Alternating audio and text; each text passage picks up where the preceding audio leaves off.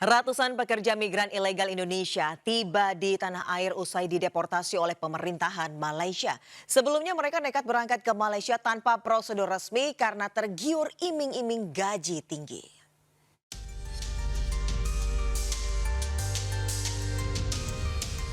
Sebanyak 127 pekerja migran ilegal Indonesia dibawa ke kantor BP2MI Ciracas, Jakarta Timur. Mereka langsung menjalani pemeriksaan kesehatan mulai dari tekanan darah, pengambilan sampel darah hingga psikologis.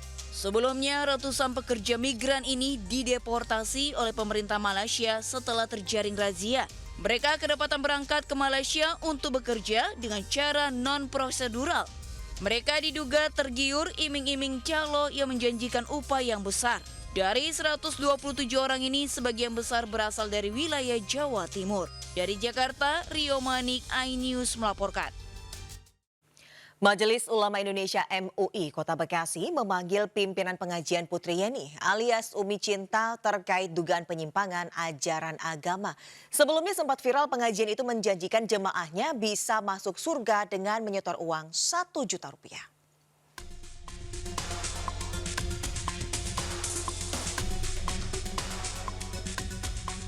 Pimpinan pengajian Putri Yeni atau Umi Cinta memenuhi panggilan MUI Kota Bekasi untuk mengklarifikasi dugaan pengajian yang menyimpang dari ajaran Islam.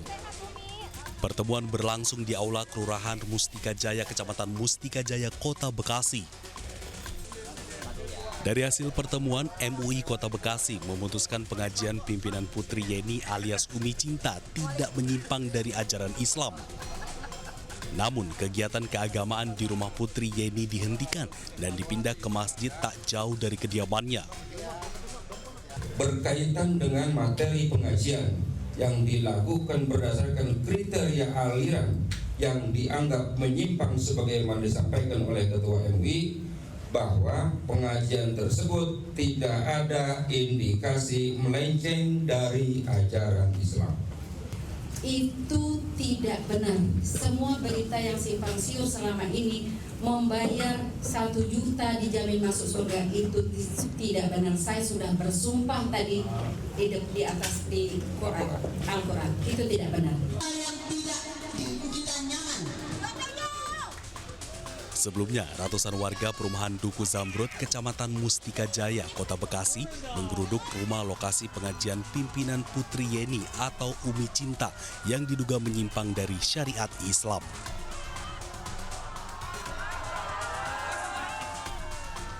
Dugaan penyimpangan muncul lantaran pengajian dilakukan secara tertutup dengan jemaah pria dan wanita tidak terpisah.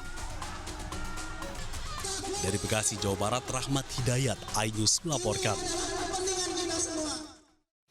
Wanita yang tewas di hutan jati di Ponorogo, Jawa Timur ternyata dibunuh suaminya sendiri. Pelaku sakit hati dengan ucapan istrinya.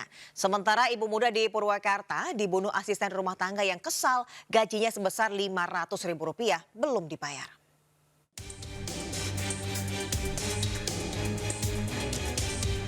Polisi mengungkap kasus penemuan jasad perempuan yang hanya mengenakan pakaian dalam di hutan jati Desa Sampung, Ponorogo.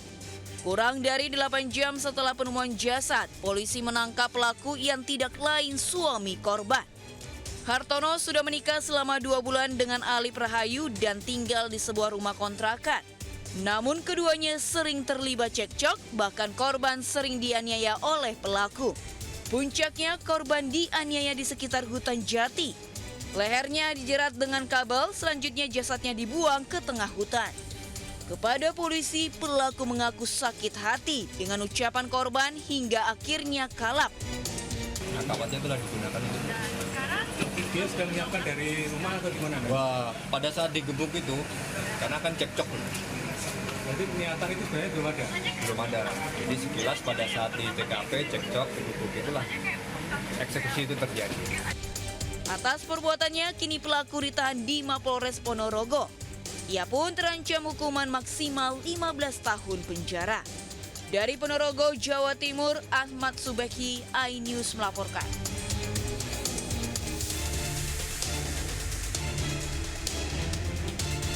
Polisi mengungkap kasus pembunuhan Dea Permata Karisma 27 tahun di Desa Jati Mekar, Purwakarta, Jawa Barat. Korban ternyata dibunuh Ade Mulyana 25 tahun yang merupakan asisten rumah tangga. Ia menganiaya korban dengan palu berulang kali hingga tewas. Selain menangkap pelaku, polisi juga menyita barang bukti 1 buah palu, pakaian, 2 handphone, dan sebuah sepeda motor. Kepada polisi, pelaku mengaku sakit hati dengan korban karena upahnya sebesar Rp500.000 tidak dibayar korban meski sudah ditagih berulang kali. Yaitu tersangka kesal dan sakit hati oleh korban karena gaji tidak dibayarkan. Dan apabila ada motif-motif lain masih dalam pendalaman. Hingga kini pihaknya masih menyelidiki kemungkinan motif lain sehingga pelaku tega membunuh korban. Sementara untuk mempertanggungjawabkan perbuatannya, pelaku kini ditahan anggota Polres Purwakarta untuk menjalani proses hukum. Dari Purwakarta, Jawa Barat, Irwan, iNews melaporkan. Diduga cemburu, seorang pria di Gorontalo menghabisi nyawa selingkuhan istrinya. Sementara seorang bocah berusia 4 tahun dianiaya pamannya hingga tewas di Bangkalan, Jawa Timur.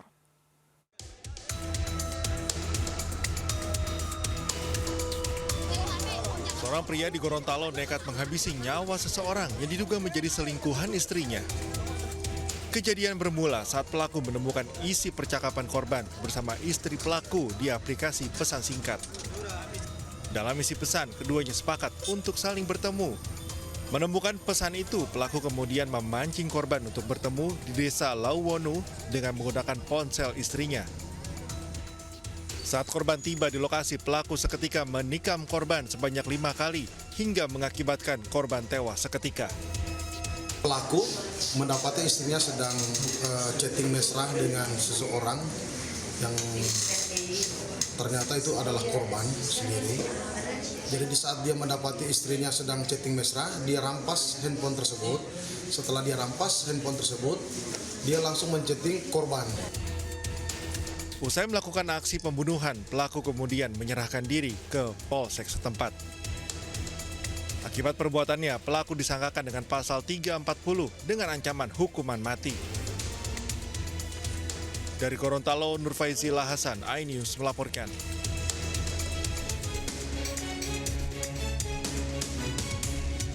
Seorang bocah berusia 4 tahun tewas mengenaskan di rumahnya di Dusun Langior, Desa Geger, Kecamatan Geger, Kabupaten Bangkalan, Jawa Timur.